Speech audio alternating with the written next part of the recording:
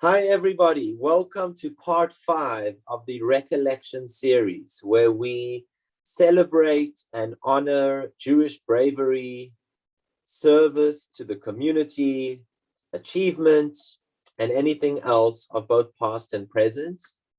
It is an honor to welcome back Dr. Mervyn Rosenberg, who's going to be doing some justice to the Golansky family. I know that we also have Merle Rubin and Sam Galansky next to him in his apartment or his home, wherever he's living. So they are listening, the family, the next generation are here, and maybe we'll be lucky enough to hear some comments from them if they are willing.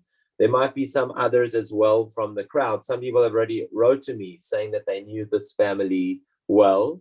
So I'm hoping that there are some personal contributions at the end that bring up some memories of us and of yourselves. And without further ado, Mervyn, please unmute yourself. I'm going to make you the spotlight.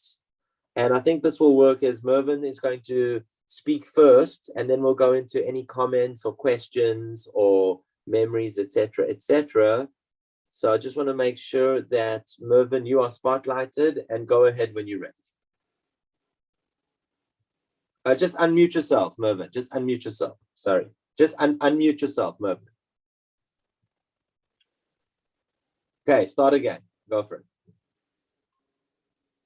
No. You just muted yourself. Sorry again, everybody. We're just getting the mute, unmute going. Just press it once. Okay, you're good now. Am I okay?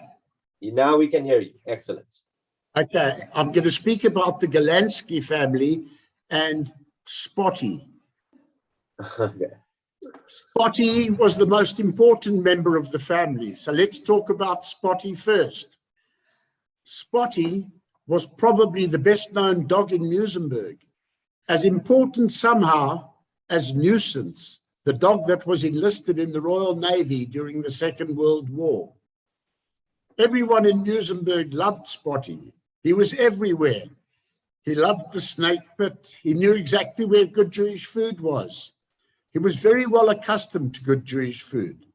Spotty was so important that Merle dressed him up for her wedding. He walked in first and swaggered down the aisle sporting a magnificent blue bow to match the entourage. Then followed the bride and her father.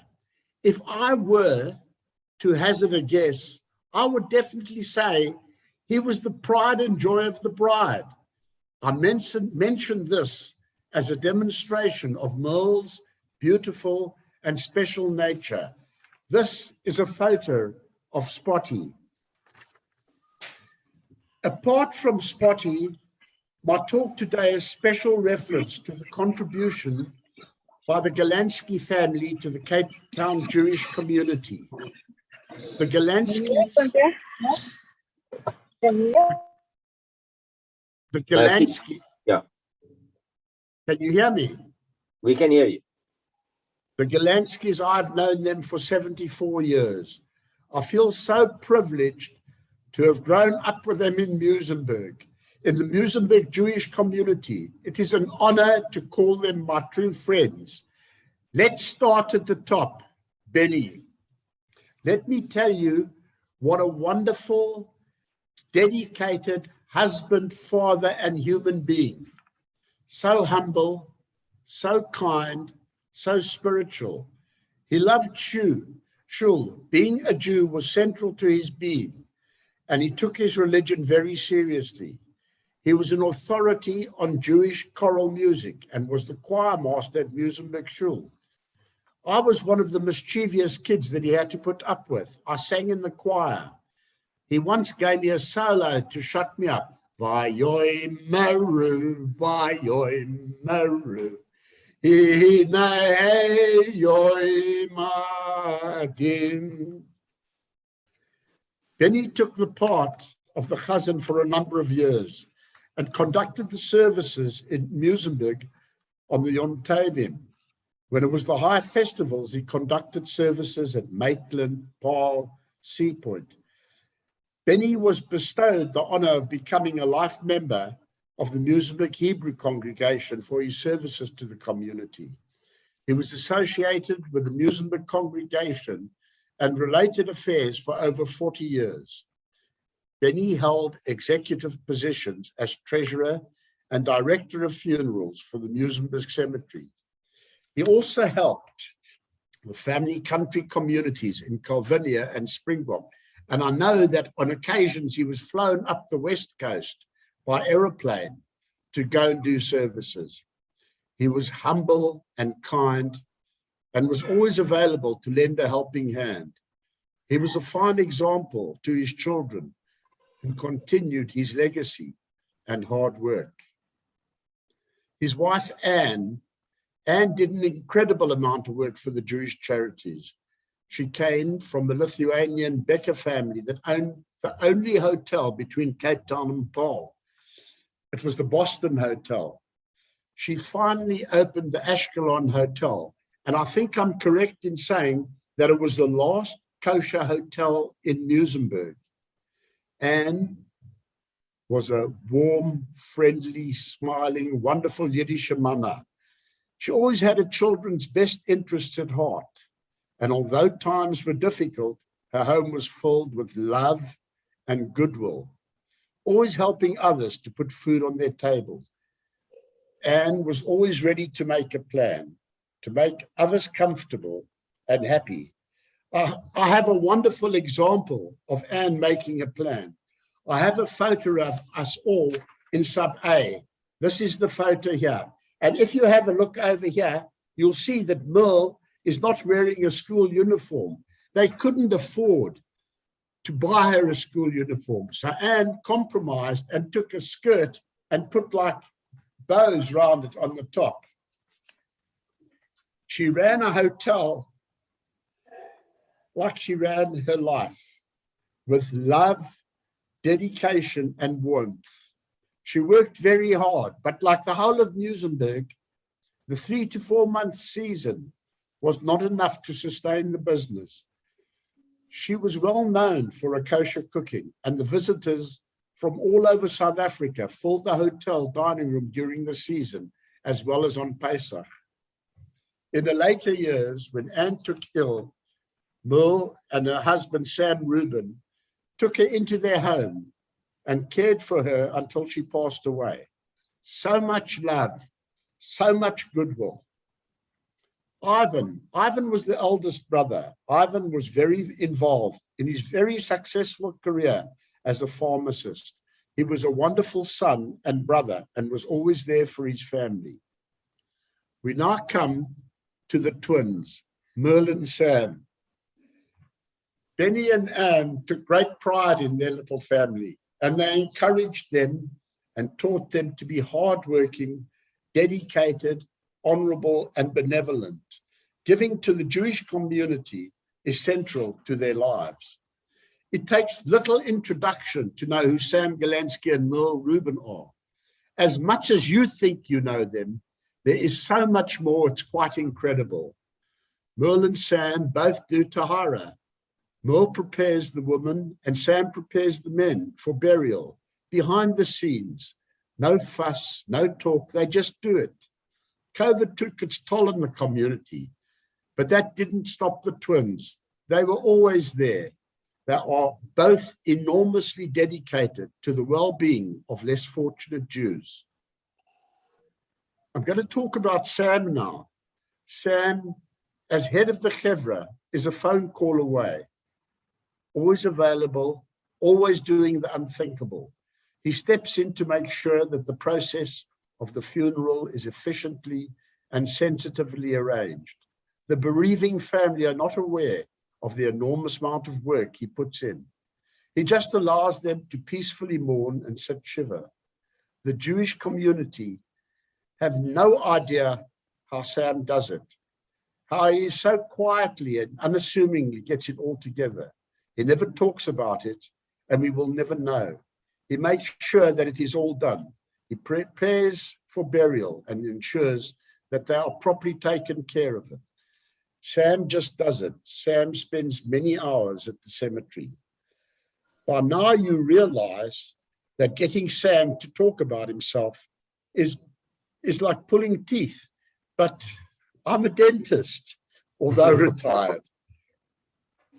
After leaving school, Sam studied accountancy at UCT, but dropped it, and he opened Springbok Auctioneers and specialized in second-hand furniture and became extremely knowledgeable in antiques. While at varsity, Sam, our Muizenberg High School 8th man, played rugby for UCT. On leaving varsity, he played for Volksbay, Union, and Milnerton. Sam has devoted much of his life to charitable work, behind-the-scene charities, where people, as a rule, do not spring forward to offer their involvement, charities that require tremendous involvement of time and emotions. Some of the charities in which Sam was chairman of the Jewish Burial Society for the Western Cape, executive of the Union of Orthodox Synagogues, committees of various synagogues over the years, committees of the Jewish Board of Guardians, chairman of all Jewish cemeteries in the Western Cape, and also in charge of fundraising for various organizations. Sam has been married to Glenda for 50 years, and they have 2 married children. We're now going to talk about Merle. Who doesn't know Merle Rubin, the doyen of kosher catering, the talent behind the picture book displays of the most delicious food at every wedding and bar mitzvah and every big Jewish function? Merle has been the caterer for more years than I can remember. She makes a point of keeping up with the times. Modern, stylish, delicious. Her artistic style and culinary expertise is world class. Merle Rubin just gets it. She will get it right every time with no fuss. But don't ask her for a menu. You've got no chance. She won't give you one, but you won't need one. She will ask 2 questions. How many people? And is it milchig or vleisig? That's all. Milk or meat. She will just get it all together, and you will be ecstatic with the result. There is just nobody like her. You think she's not working. She is so relaxed. You want her to panic just a bit. Not Merle. Leave it to her. She is an expert, absolutely remarkable. People change the dates of their simchas just to accommodate Merle so that she can cater for their functions. Behind the time, Merle finds time. Behind the scenes, Merle finds time to help less fortunate people. She knows what they need and finds a way to get it to them. But nobody knows. She has made it her business to be connected with the right people. She works tirelessly for the less fortunate. Merle is deeply religious and takes her religion and Jewish life very seriously.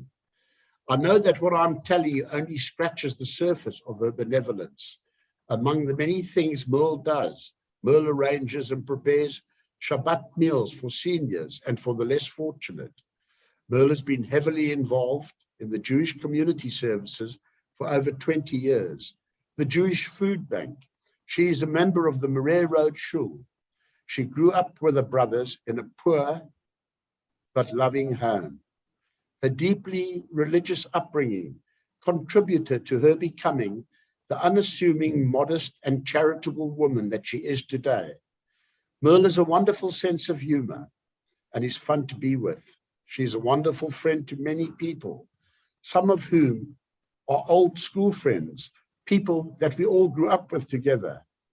At school, Merle was recognized by the teachers as a pupil with strong leadership qualities, coupled with her incredible achievements on the sports field and good results academically. She was very popular amongst her peers. It is not surprising that she was elected head girl of Muizenberg High School in the matric year. On leaving school, she trained as a blood technician and worked at it in that field for about 6 years. Then met Sam Rubin, a brilliant sportsman himself. They had 2 sons. Much image, much honor has been bestowed on Merle and Sam of unity. From humble beginnings, raised with good values, oodles of love, and wonderful examples set by Benny and Anne. Sam and Merle have taken benevolence to another level of the Jewish community of Cape Town. It would not be the same without them. Rabbi, I'm just going to show you some photos. This is a photo of the family with Benny, Anne, Ivan, Sam, and Merle. This is a photo of when Benny was honored by the Musenberg Jewish community. And this is a photo of him singing as a chazan. This is a photo of the Musenberg touch rugby and bok sides. And you can see Sam Galansky there, sitting there between Seymour Stock and Barry Lockridge. Okay. Here's a photo of Merle. There she is over there when she was head girl of Musenberg High School, sitting next to Wally Gordon, the principal. Here's a photo of Merle in her school blazer as an adult. You can see the colors that she got awarded over there, the honors. And this is Merle at her bat mitzvah. And in this photo, there's Faye Zaba, there's Brenda Resnick, people that, and it's unbelievable. All these people, Joan Alpert, Joan Sherman, Merle, Rabbi Weinberg's daughter, they're all there. Lillian Markovitz, all of them. Rabbi, is it possible for you to show that video of Merle getting that achievement? 3, 2, 1. Sharing screen. Just let me know if this comes through. Yes, it is. The South African Jewish Board of Deputies hereby honors Merle Rubin for her many years of selfless service to the Jewish community of Cape Town. It has been said that the true measure of any society can be seen in how it treats its most vulnerable members, those identified by the Torah as the widow and the orphan, the stranger, the sick, and the injured. The defining characteristic of your life has been in how quietly, unobtrusively, and without the slightest desire for recognition, you have gone about realizing these ideals. One of the reasons why tending to the earthly remains of the deceased and conveying to them their final rest is considered so great a mitzvah in Jewish tradition is because those benefiting from such acts of kindness are unable to reciprocate. In view of who you are, the especially prominent role you have played in overseeing the ladies' tahara services at the cemetery can therefore be readily understood. As one of Cape Town's foremost kosher caterers, you have displayed unstinting generosity in making kosher functions affordable for both individuals and organizations in need of such assistance. Beyond this, those who know you will readily attest not just to the innumerable kindnesses you have rendered to those in need over the decades, but your unequivocal wish that such acts be carried out as privately and anonymously as possible. The South African Jewish Board of Deputies salutes you for your exceptional work and the outstanding example you have set for our community.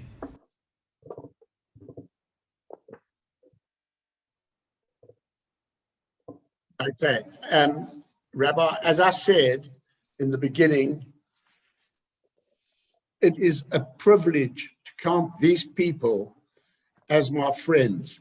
I want to add a little anecdote, something that my father and Benny Galansky and Wally Wallace and Dave Kahn used to sit together in my father's car in the front of Musenberg Pavilion and watch the people walk past. And they used to, talk and hack and gossip about all the different people they had. They knew them all. And my father then used to take Wally Wallace home to Lakeside because he lived in Lakeside. And before that, they used to go to the Majestic Cafe for a cup of coffee. I can remember that. And they used to take Wally Wallace home. And on one occasion, they came into contact with the legendary two-gun Cohen, which I don't know if any of you people know who he was, but two-gun Cohen was Adrian Wallace's uncle. It was his mother's brother, I think. And he was the legendary two-gun Cohen. He was an East End London gangster and Canadian gangster who subsequently became aide-de-camp to the Chinese Revolutionary Army. I subsequently met him as well at Adrian's house, and it was something. It's a story that could be told just on its own on another occasion.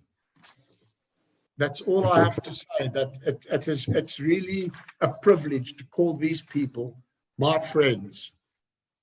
Thank you, Dr. Rosenberg. As usual, you do a lot of justice to the people in your life, and it's always great to hear your personal anecdotes and history as well, just a blend of those two things.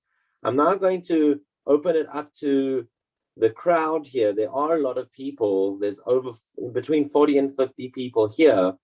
Does anyone remember the first generation of Galanskys? Does anyone want to say anything about the children here? One thing that I noticed, there were two things I noticed. Number one is that you mentioned that the hotel was called the Ashkelon Hotel. Is that correct, Doctor? Ashkelon. So Ashkelon, I met someone in South Africa, in San Diego, California, who built Ashkelon. He was the city planner of Ashkelon.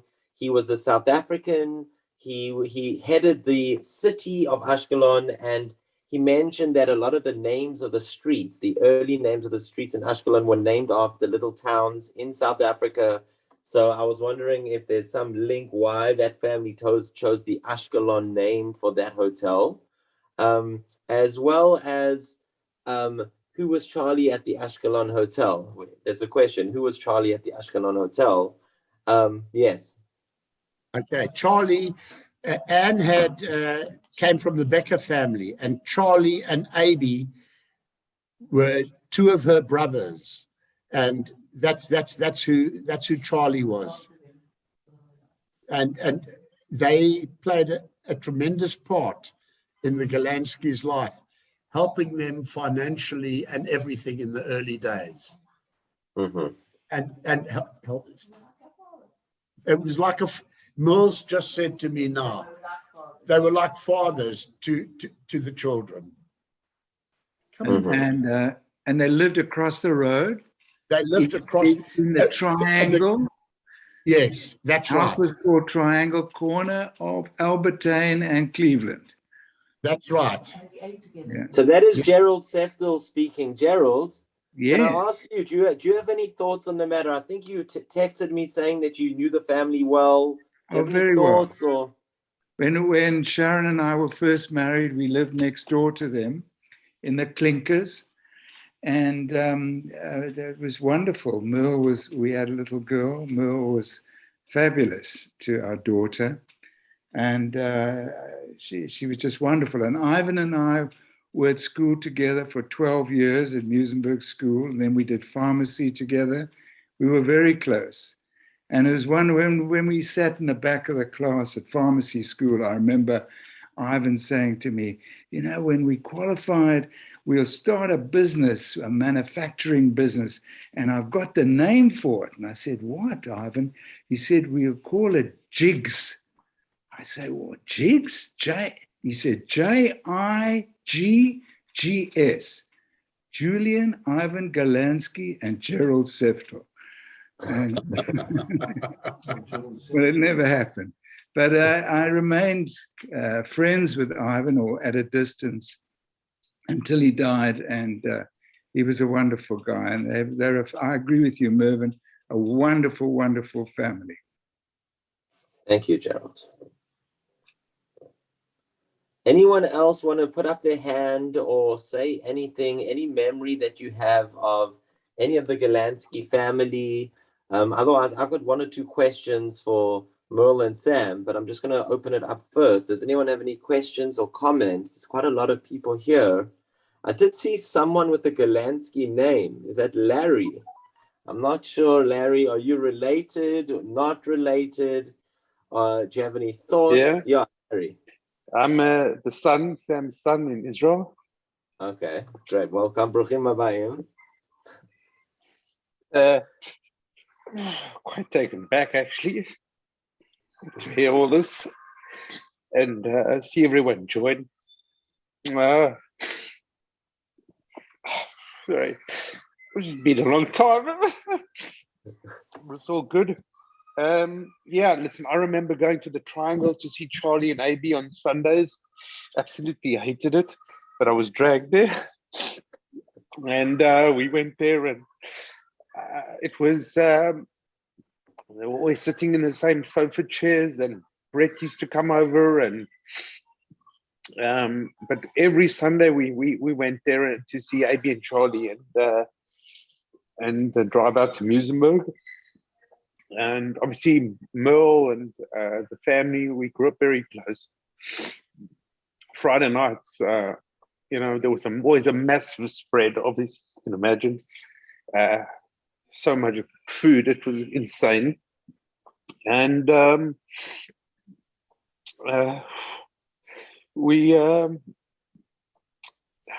yeah, I think see, going over, we had Chagim were fantastic. I'm actually in Israel at the moment. I've just made Aliyah. So I saw, thank you. I saw Clint, which is Merle's son. We went over for Yontif. It was also very nice. And yeah, it's just, it's been a long time. Larry, thank you, Larry. I've got one question for you, Larry. What was your favorite thing on the menu of those Shabbases? Just so that I know what to order when I do. I just remember there was so much meat. It was unbelievable. Yeah. But there was soup, and it was about a 10-course meal. I mean, the time you were finished there, it was just, it was amazing. But Gloria, the maid, I remember Clint, you know, always a massive, very good times in the apartment with the dogs, and Sam, the head of the table. I remember my grandfather, also Joe, from my mother's side, joining in the early days for Pesach. It was always a big one. And yeah, a lot of good memories. Great, thanks, Larry. Well, listen, good luck to you in Israel. It's good to see the next generation, and especially in Israel. So, Chazaku Baruch, Chazak ve'emas to you. Anyone else have any thoughts or comment? Just please just say your name, unmute yourself, and say your name if you don't know how to use the chat.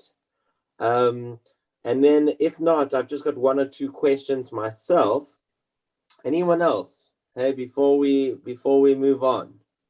Okay, so I'm going to ask a question to Sam and to Merle, just about Tahara. So I don't know if everybody knows what Tahara is. I'm sure most people do, but I've actually been on a course of Tahara in the United States. Not how to do it, but just, you know, just different things about Tahara in the United States. And I'd just like to ask, in Cape Town, how is it at the moment with Tahara? Not in terms of COVID, but are there enough people? Have there been any exceptional cases that are worth mentioning? Why do you two do such a thing that is such a difficult work, which is, you know, cleaning with dead people's bodies? What was it that got both of you involved in such a obviously meritorious but difficult position? That's my question to either of you. Do any of you want to try and stab at that one? We do it because Hashem, we can't get thanked. Hashem thanks us, and that's why we do it. And we hate being thanked. Yeah, we hate being thanked. Hashem thanks us. That's it. That's it. You just do it because it's the right thing to do. It's that simple. Well, that's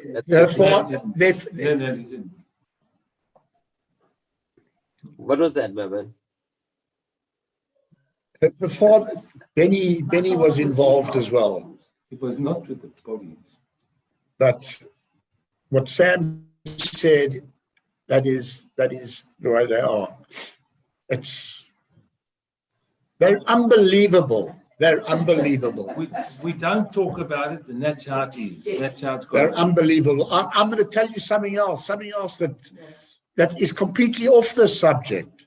Sam's granddaughter last year got the top mark in South Africa for mathematics. In matric. The top mark in South Africa. Something that I just thought I'd mention it because it's something to be so proud of as well. And she's studying in London at the moment. So Amazing. they don't talk about these things, but Kainahora, unbelievable. I think you often find that the people who really do wonderful things in this world, they just do it and they don't really need a thank you, and they just do it because their hearts are in the right place. So Sam, I'm not going to ask you any more questions than that because enough said. I hear exactly where you're coming from. Kol hakavod to you. Anyone else got any questions or any memories of the Ashkelon Hotel or of the Galanskys, etc., that they'd like to share? Who here has remembered them when they were children? David Lazarus, come on, you've always got something to say. No, I'm just kidding. I'm not picking on you. I just saw you right now. That's all. Anyone else want to say anything before we end this discussion about the Golansky family? I mean, I'm just reviewing what I heard. It was a family that seemed to not be so financially sound growing up, by the way that it sounded to me that, you had to do interim clothing. At the same time, there was a hotel in the picture, which I'm trying to get those two together somehow. And then the next generation devoted their lives to, or I can't say devoted their lives, but devoted serious parts of their lives to the Jewish community of Cape Town, and still does, and has been received awards. So there's definitely a lot going on there. And any thoughts, Sam or Merle? Would you like to say anything just about your parents or anything like that? I'd like to thank Mervyn for putting this all together and for Jackie to write this all. Yeah. Fair enough. Fair enough. Good. Well, Dr. Rosenberg, thankfully, has an amazing memory and amazing way of speaking. So it's good. And also, to your credit, I know that Dr. Rosenberg knows a lot of families, and this is only a 5-part series. There's so many people that could have been credited with achievement and with community service, etc., etc. And as soon as Dr. Rosenberg had spoken about the Lockage family, he requested and said, is there a place to speak about another family that I feel deserves a mention? And that is your family. So kol hakavod to all of you for just living the lives that you have and did. And I think that, I know that you don't need the recognition, but it's nice to see that your father was recognized in a newspaper, which I did get that article from Dr. Rosenberg as well. And it's nice to see, Merle, that you were recognized, at a formal occasion, which is the video that we just saw. Even though you might not enjoy it, other people like to see that people who do things for others get recognized. We live in a society so much that people who do things for themselves get recognized. It's nice sometimes to see that the people who do things for others also get recognized. So that's what this is about here at the moment. Any last comments before we close from anyone? Do we have any other family members? David Lazarus. Yeah, David, I put you on the spot and you came to the party. Okay, yeah, David. Okay, it wasn't, hear me? Yeah, we can hear you. All right. If you just raise your hand. I've got an audio problem with my laptop. If you can hear me, please raise your hand. Right. Thank you. Okay. Just to add, obviously it's great seeing everybody, Gerald and others whom I know so well from our Musenberg days. Just regarding Merle and Sam, I think that they're the epitome of humility. what they do, and it's already been said, is just amazing and outstanding. And every time I bump into mainly Sam when he's at Checkers, then we have a very quick chat. He's not a man who talks about himself much. He's crazy about his children, that I know, because he always mentions them and that he's off somewhere to see them. But when Merle, I don't know if she still got that little Fiat, a little biscuit-colored Fiat with Merle as the registration number.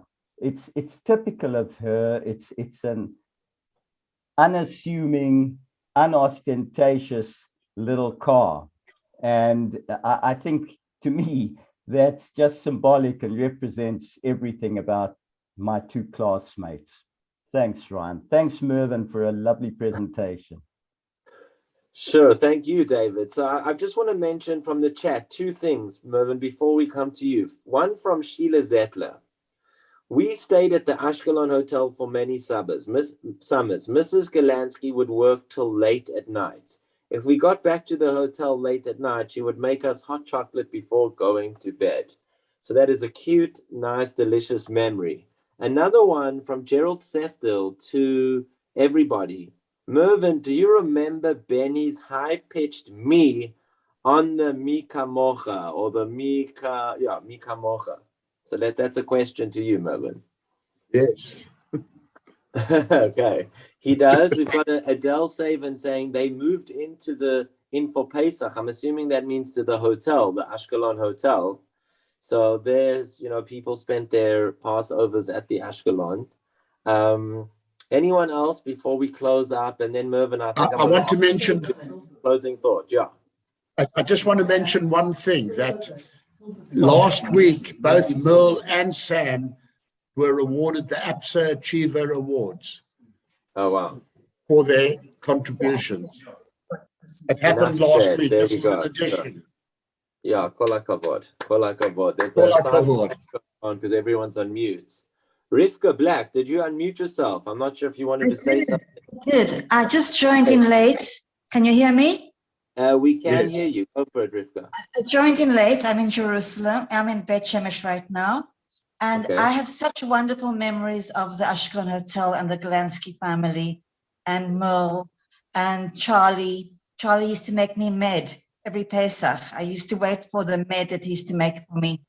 And I remember we would get to ring the bell for meals. They would let us the children ring the bell for meals. And it was such an exciting thing. The meals were unbelievable. There was so much food. And I remember in the salad, there was sweet melon. We never had melon in our salad. It was like such a special treat.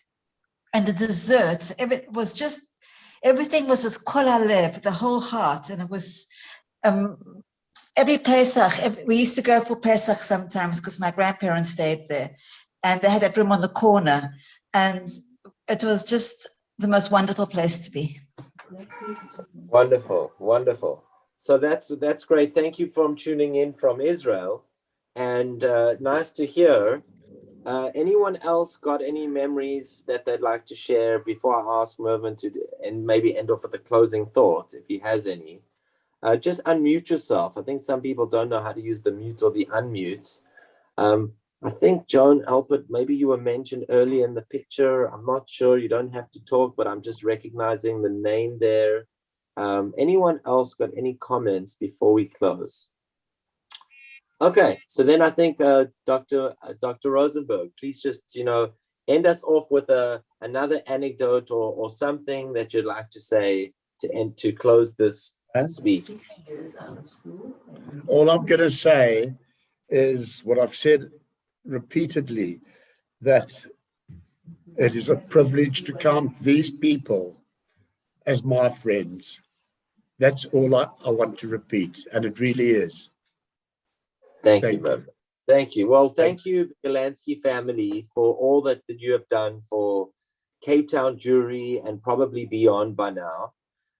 It's also nice to see the next generation in Israel. So thank you, Larry, for speaking, even though it was quite emotional for you.